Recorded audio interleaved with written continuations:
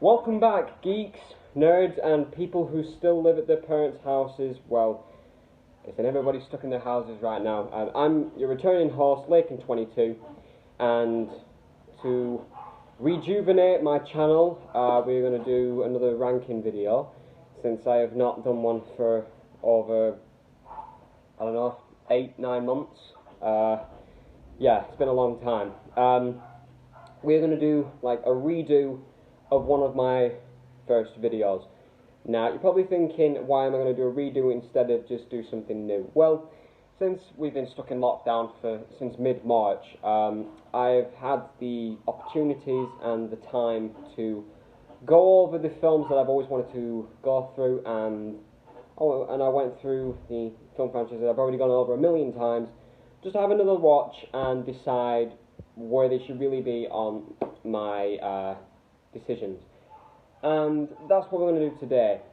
So we're going to start off with, again, the DCEU franchise that has been going on since 2013, and it's had, is it 8 films so far? So, no,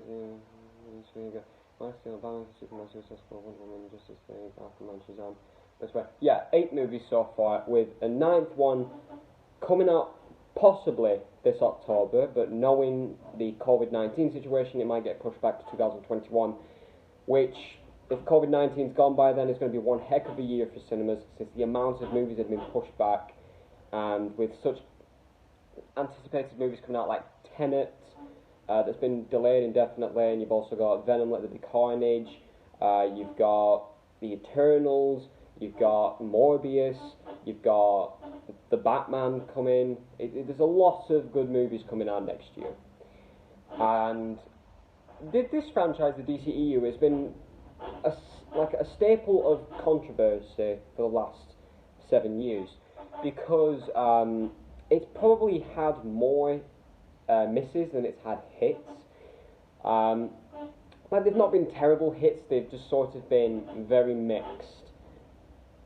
And with most cinematic universes nowadays, that's sort of a normality, with the MCU probably being the one cinematic universe that has managed to not have one single failure at all, because they've done one thing that every cinematic universe fails to do: take time with your planning. Don't rush into the big things, just do the world building and then go into the big events. Because such cinematic universes like Universal's Dark Mummy, Universal's Dark Universe franchise, you've got this variant comics cinematic universe, which I'm not even sure is going to happen since Bloodshot wasn't such a big hit.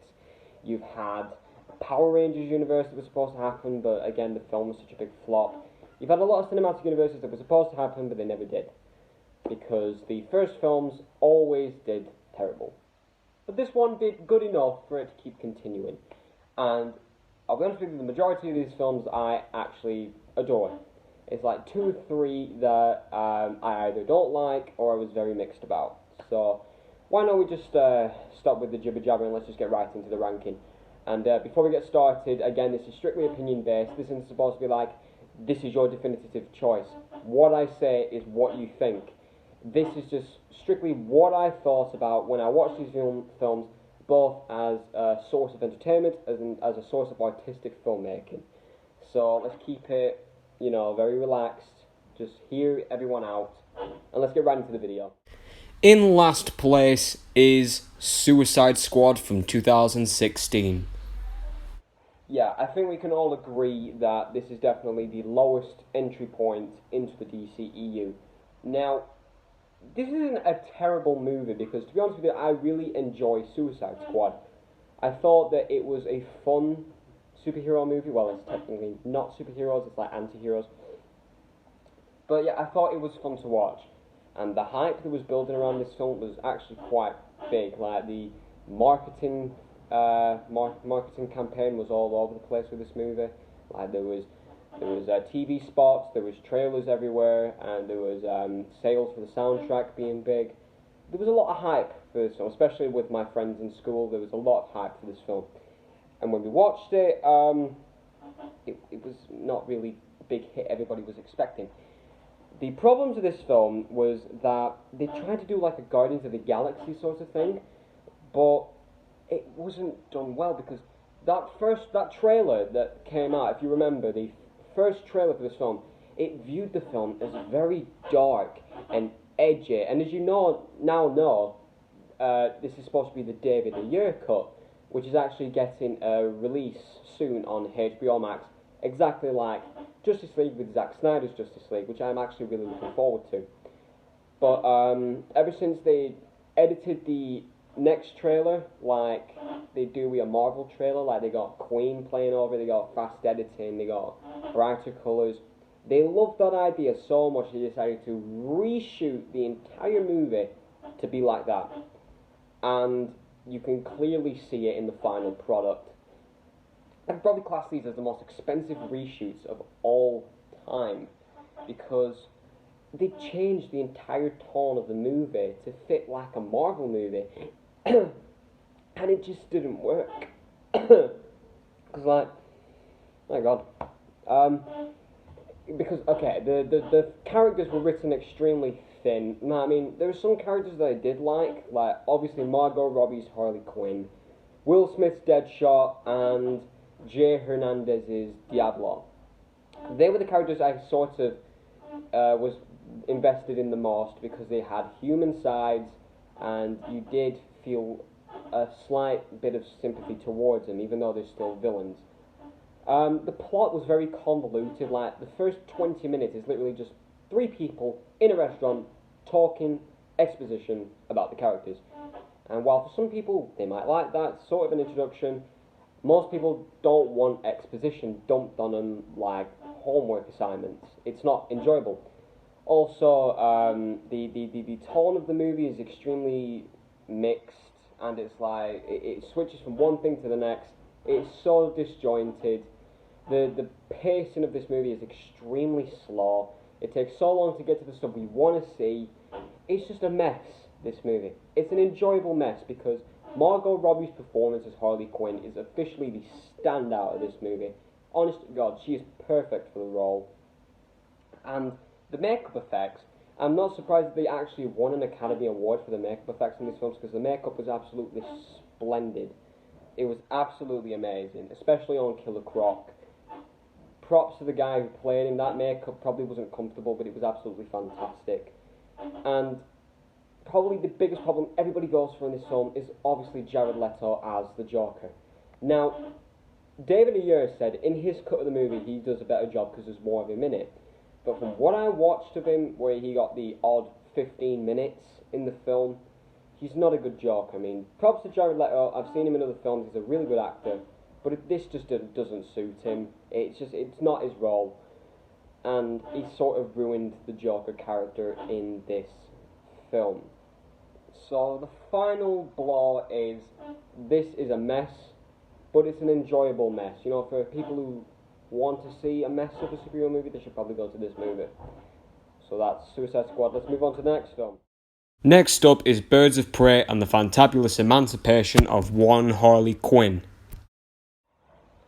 Yeah, I went to see this in cinemas in February, a month before the COVID-19 strike, and I didn't think much of it. Now, don't get me wrong, the trailers looked decent, but it wasn't one of those superhero movies that I was excited to watch. It was going to be one of those I was going to see, and I knew I wouldn't think much, and to be honest with you, that's what happened.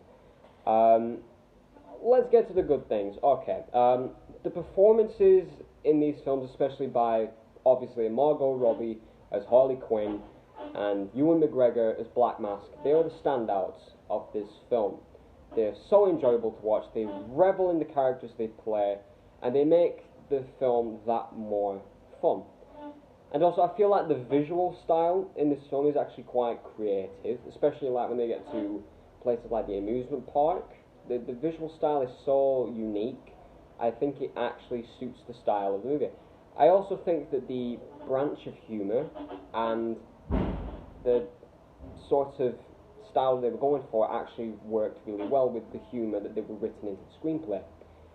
But now we get to my big problem. I feel like the screenplay, especially when it gets to the bits where Harley Quinn is narrating and it goes, wait, hold on, let's go back a bit, is a bit muddled and disjointed, and you sort of lose track in certain parts of the movie, and that can be a bit of a bad thing for a movie, because you don't want to watch a movie where you watch one thing and you watch the next thing and you forget about it, and then you have to go back to that bit and watch it so you understand, and then you've got to go back to this bit, but then you're confused again. You don't want a muddled screenplay because it's hard to follow. And also, this is probably going to sound bad, isn't it, but the people who played the other Birds of Prey, like Black Canary, Cassandra Cain, Renee Montoya, and Huntress, one of them I thought did a really good job with her character. The others I just feel like were so in the background, they didn't leave much of an impression. Like, the backstory that they made for Huntress, I was actually really a fan of. I was invested about how developed they made her character in the short screen time that she had. But the characters like Black Canary, Renee Montoya, Cassandra Cain, I wasn't a fan of because I just don't think they were portrayed well. Like, I wasn't really invested in them as much as I wanted to be, and that sort of led to a disappointing viewing experience. So it was disappointing watching this movie, because I was at least expecting, okay, maybe they can do something good with this movie. It doesn't seem like the movie I'm into, but they could probably do something that'll actually get me invested enough. And unfortunately they failed. Like, I can watch this movie again because I do find it funny enough, and watching Margot Robbie and Ewan McGregor is really fun, but the rest of the movie is very disjointed and muddled, and it doesn't make it as enjoyable as I want it to be. So that's why it's only in 7th place. But anyway, let's keep going on. Next is Batman v Superman: Dawn of Justice. Yeah, now, this is where I'm going to point out here that I've seen both the theatrical cut and the Ultimate Edition of this film, with the theatrical cut being 2.5 hours and the Ultimate Edition being 3 hours. So I've watched both cuts, but you know what? I'm going to go out on a limb here and talk about the Ultimate Edition. So we'll put the theatrical version aside, let's stick to the Ultimate Edition. The Ultimate Edition is a huge improvement over the theatrical cut, because they put an extra 30 minutes of plot into the movie, and it makes it more conjoined, it makes it more flowing, and it actually makes it a more thrilling viewing experience. Like, the hype that was built around this film was insane. I can say that this film is probably the most anticipated superhero movie in history.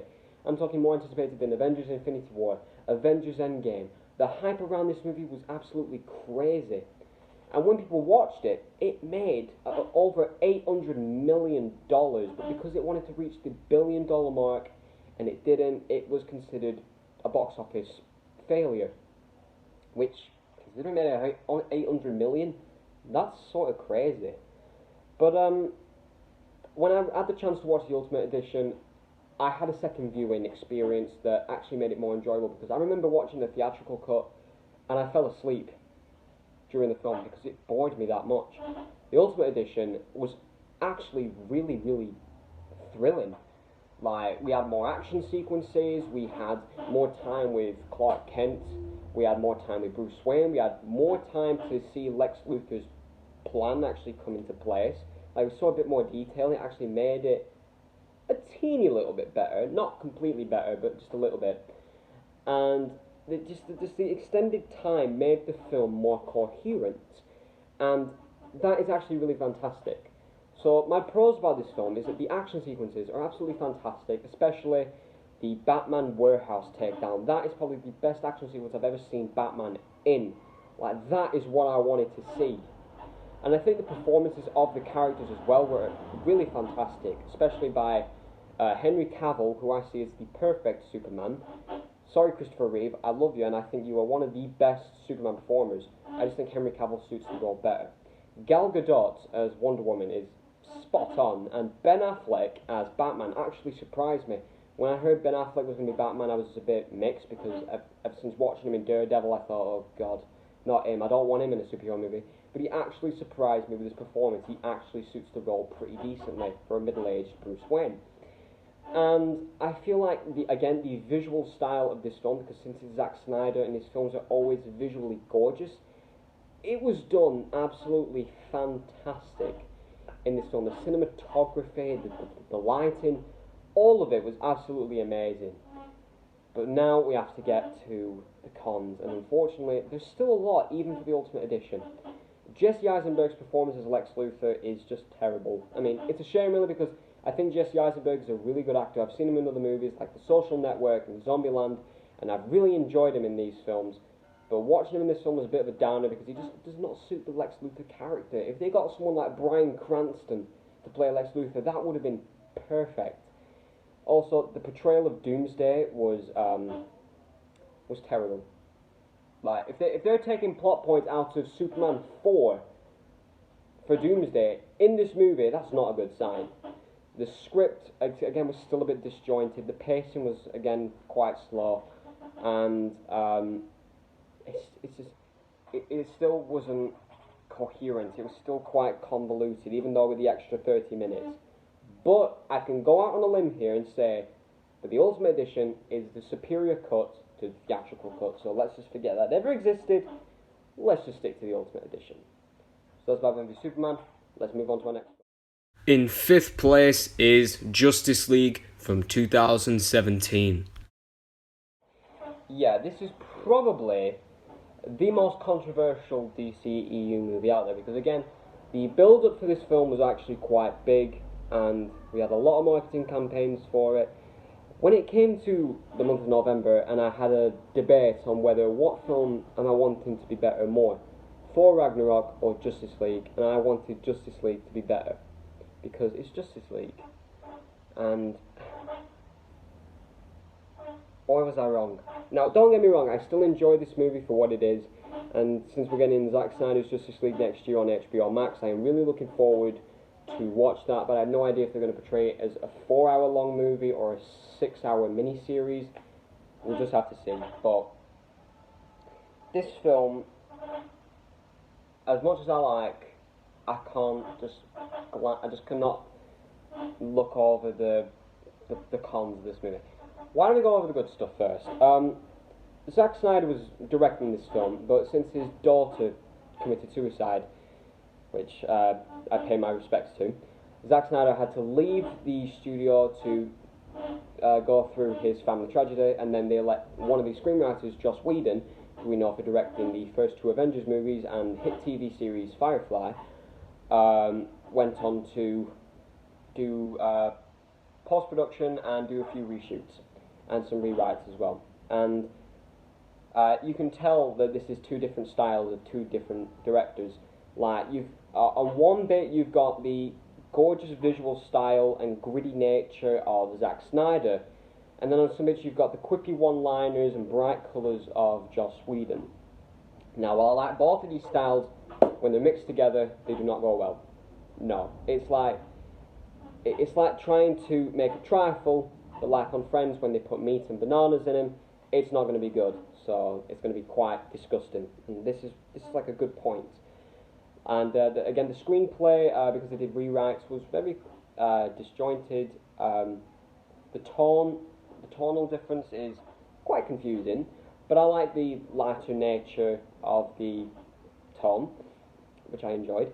The pacing was slow in some areas, but it didn't bother me too much. The musical score I actually really liked, but I'm really looking forward to Junkie XL's musical score. I love his musical scores. So great. I loved it in 300 Rise of the Empire, and I think he did it in It Follows. I might be wrong here, but that musical score in It Follows was absolutely fantastic. But now my biggest problems with this film are 2 things: Steppenwolf and the CGI. Now, Steppenwolf, he is a C-list villain at best, and why they chose him to be in this movie, I have no clue. but he is so bland and forgettable. I actually consider him one of the worst on-screen comic book villains I have ever watched. Like, he's so bland, and it's like, what the hell? And his design was like something out of a PS4 game, except they made it even worse. Yeah, I consider PS4 game graphics better than what Steppenwolf looked like in a $300 million movie.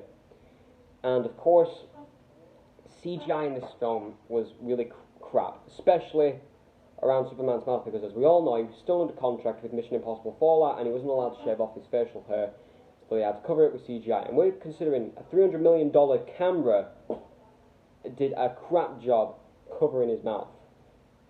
I mean, why? Just why?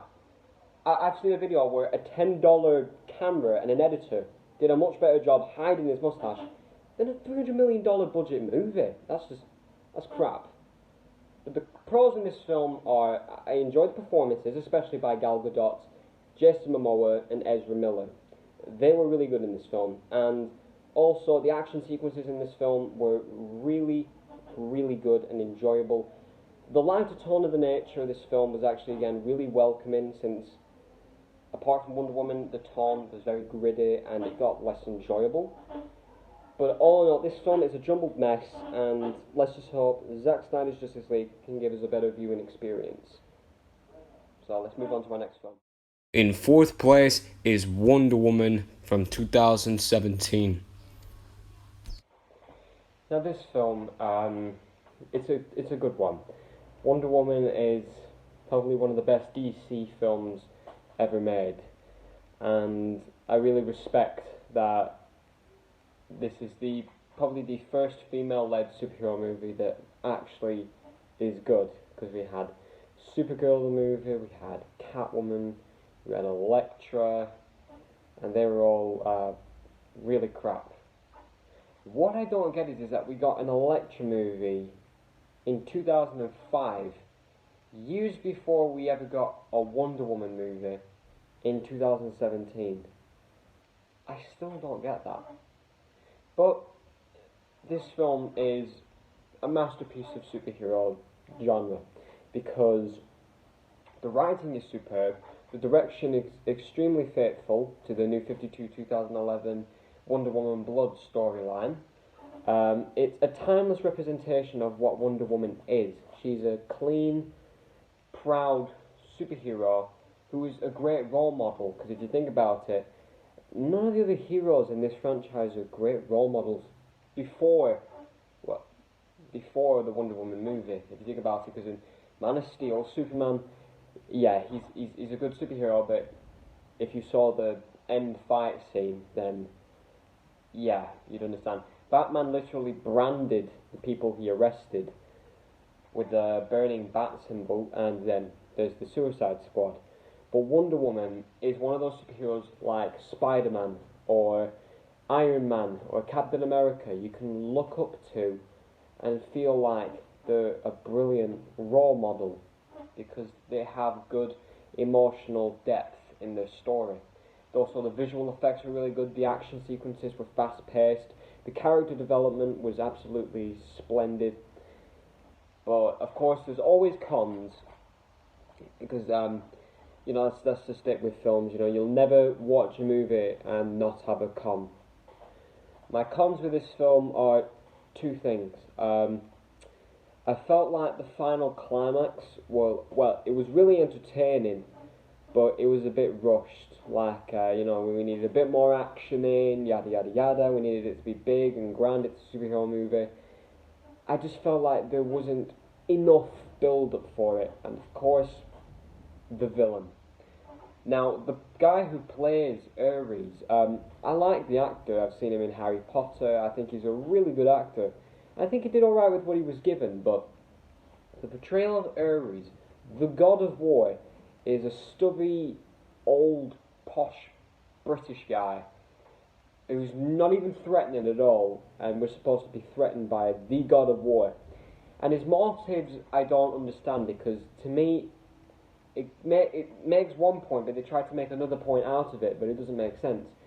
They say that he didn't cause the war, but he gave him the ideas of how to start the war and do it right. In my perspective, that means that he started the war. Fair enough, if you gave him the ideas, fair enough, but that is starting a war because you're giving someone the idea, philosophy of doing it. You're giving someone the picture of how to start a war. Even if you're just giving it in, you're not starting it on your own, you're still doing it. So they got their whole reasoning completely backwards. So apart from those little tidbit problems, this film is a masterpiece, and I highly recommend it for people who want to see a good female-led superhero movie, because if you want to watch this one, it's okay, it's just not a good one. It's not as good as Wonder Woman, basically. But anyway, let's keep going. Taking the bronze is Shazam from 2019. So starting off our top three is this one. And I was fairly surprised with this one because before Shazam was being made, I knew about the character, I knew his origin story, I knew what his character was, but I wasn't familiar with his entire mythology. I knew people saw him as like a second Superman, just has magic powers, and he was a big hit with younger viewers. I just didn't read many of his storylines until I read the New 52 storyline of Shazam, which I actually really liked. And this film, I was hoping was going to be really good. Like, it could be like, because when I watched the trailer, it looked like Big. If you remember that 1989 movie with Tom Hanks, Big, it looks like that disguised as a superhero movie. And after I watched it, I was completely right. That's exactly what it is. The things that are good about this movie are absolutely fantastic. It was one of these films that came out last year that I was expecting to be good, but not fantastic. When I watched it, it exceeded my expectations because the performances by Zachary Levi, Jack Dylan Grazer, and Asher Angel, they were brilliant performances. I loved every minute of them on screen. I thought these are the perfect castings for the characters. I felt like the light tone and sense of fun were extremely welcome, especially since we started off this franchise so dark and gritty, and it's nice to have a bit of a palate cleanser of all that with a bit of light sense of fun and stuff like that. And also I feel like Andy F. Samberg's direction was actually really surprising, because before he did this film he did horror movies like Lights Out and Annabelle Creation, which, fair enough, are terrifying movies. And seeing him do such a light-hearted superhero movie, I was actually surprised. But if you watch it carefully, he does sneak a bit of his horror aspects in there, especially when the villain, Dr. Savannah, goes to visit his father's and brother's office. Watch that scene. It's quite scary. But now let's get to my issues with the film. To be honest with you, it's only one issue. The villain. I mean, I like Mark Strong. He's a really good actor. I've seen him in other films and I really enjoyed his filmography.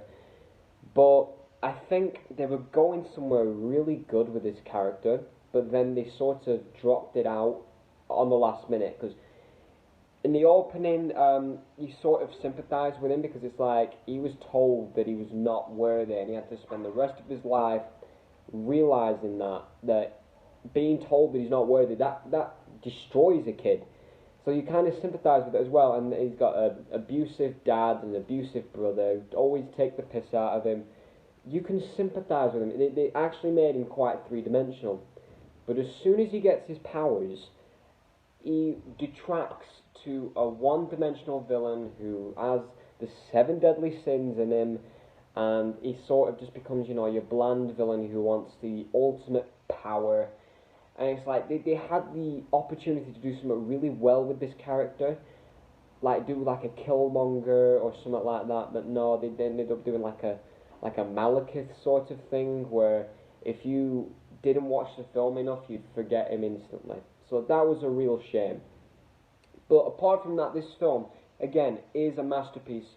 of the superhero genre. It's basically big in a superhero movie's body, and it just revels in all of it. It is just a fantastic piece of superhero work, and I highly recommend it for families who want to watch a PG-13 superhero movie and it be light-hearted and fun the entire way through it.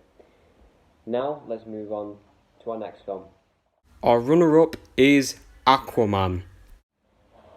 Now, before I point out on this one, because it's just going to get a bit confusing, I have more cons with this movie than I do with Shazam.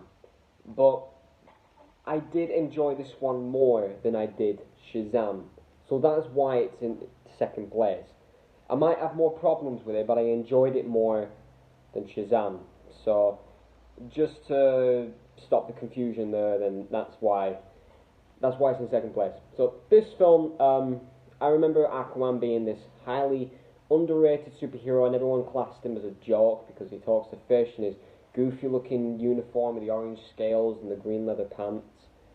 And I will admit, I did see Aquaman as kind of a joke before I saw Jason Momoa take up the role. They have managed to make Aquaman such a badass character. And it's weird how one of my favourite DC movies of all time is about a superhero who I considered for many years to be a joke. That was kind of hilarious in my opinion. But let's go on about the movie now. This is directed by James Wan, and again, you're used to him being, doing like horror movies like Saw and Insidious and The Conjuring. And he did the odd film where he didn't do horror, like he did Furious 7, which was a really good movie, one of the best of the Fast and Furious franchise.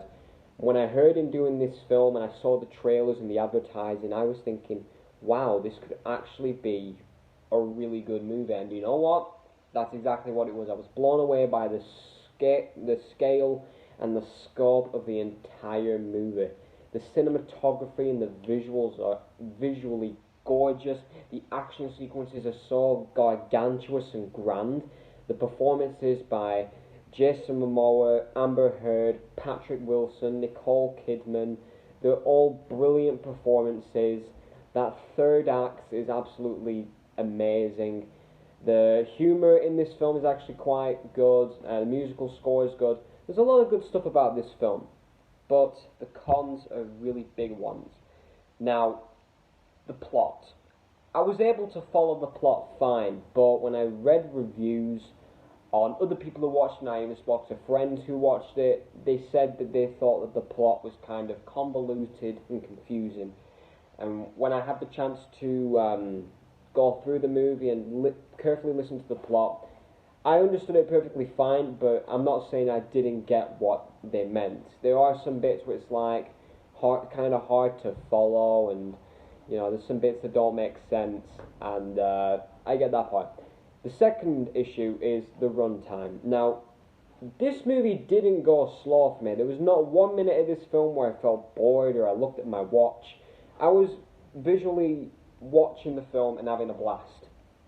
But when I found out what the runtime was, 2 hours and 23 minutes, which is like 7 minutes shorter than a film like Infinity War, I'm thinking, wow, that's a long time for a solo superhero movie. I mean, you'd expect something like that for a group superhero movie and something like that, not a superhero movie about one superhero. They're usually like just about 2 hours or an hour and a half. But yeah, the runtime is a bit too long for it. If they cut it down like 20 minutes, I think the movie could have been a bit better. They could have just left some of the bits that didn't make sense or weren't important. And of course, some of the dialogue in this film, I just think are corny and a bit stupid. Like, don't get me wrong, there's some moments where I laughed my ass off. I thought there were some good script moments. But it's hard to admit that there were some moments where I thought that the dialogue was either cliched or corny or a bit silly, and I thought, it's a good thing I'm not taking this film too seriously, otherwise this would be a big downside. But this film is a visual spectacle. Honest to God, this film, you can watch this film and you could be blown away by what they managed to accomplish, especially with the underwater scenes. It is a visual marvel. That's pretty funny. Marvel, DC, that's pretty funny. But no, it's a visual marvel of a superhero movie, and it's probably one of the most beautiful looking movies ever made. Like, I'm talking on a level of Star Wars The Last Jedi or something like that. It's that visually gorgeous. But it's only in second place because what is in first place, we already know what it is, but this is the one that blew me away the most. So let's get right to it. But finally, coming in first place and taking the gold is Man of Steel. Now, Man of Steel is, again, one of the most controversial films in this franchise. And not because it was made bad, because of some of the choices that they made in the film. But before that, I want to explain something. Before this film came out, we had the Christopher Reeve's quadrilogy of Superman films, and we had Superman Returns. Now, those are 5 Superman films, and out of those 5, 2 of them were good. Superman the movie and Superman 2. Superman 3 and 4 were just piles of rubbish that were hard for me to sit through. I mean, honestly, God, I kept looking at my watch every 5 minutes when I was watching them. They were really hard to sit through. And Superman Returns, while it is a good sense of nostalgia for me, because I remember getting all the merchandise when I was younger, because this was like 2006 and I was about 3 years old. But when I actually sat through the whole movie, it'd be hard to admit that it wasn't boring. Like, I felt like that if I wanted to, I could just fall asleep to that movie and be like, I couldn't be arsed. So, with the films that I had of Superman and only being like 10 years old at the time Man of Steel was released, I wasn't really interested in watching a superhero movie that was from 1978 or 1980. That was too old for me. But since I got older, I had the foresight to actually watch them, and I think they're spectacular movies. Some of the best DC superhero movies. But before that, I didn't bother. So when I went to see Man of Steel, I didn't think much, because my favourite superhero movies at the time were like Spider-Man, or Captain America, or the Avengers, or Batman. So watching this, I was like, alright, we'll go and watch it. It's a superhero movie, that's fine.